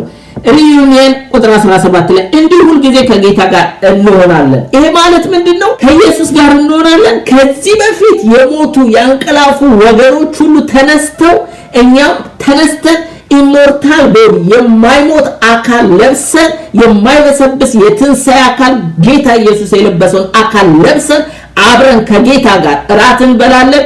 ሪዋርድ ይከፈለናል። ከዛ በኋላ በክብር ከኢየሱስን አጅበን ኢየሱስ ለሰከንድ ካሚንግ ደግሞ ሲመጣ አብረን እንመጣለን። ታዲያ ሪዩኒየን ግን እዚህ አይደለም፣ በአየር ላይ ተነጥቀን ነው። የት እንደሚወስደን ጌታ አናውቅም። እግዚአብሔር ብዙ ስፍራ አሉት።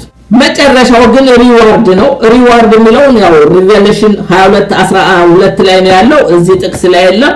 እነሆ በቶሎ እመጣለሁ፣ ለእያንዳንዱ እንደ ስራው መጠን እከፍለዋለሁ፣ ዋጋዬ ከኔ ጋር። ከሪዘሬክሽን በኋላ የሞቱት አስቀድመው ይነሳሉ። ከዛ ራፕቸር አለ። ያልሞቱትም ይሄን በአየር ላይ እንገናኛለን። ከዛ ወደ ጌታ እንሄዳለን።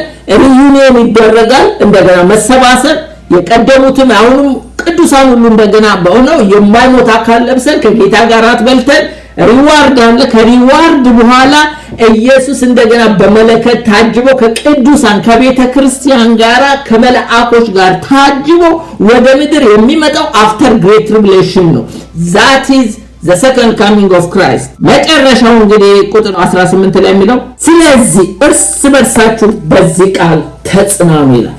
ወገኖቼ ሌላ የሚያጽናናን ነገር የለም። እንኳን በኮቪድ ዘመን ይቅርና በሌላም ዘመን እነግራችኋለሁ ከጌታ ምጽአት የበለጠ ምንጽናናበት የለም። እርስ በርሳችሁ በዚህ ቃል ተጽናኑ። ጌታ ይባርካችሁ። ለታገሳችሁን ጌታ ይባርካችሁ። ጨርሻለሁ።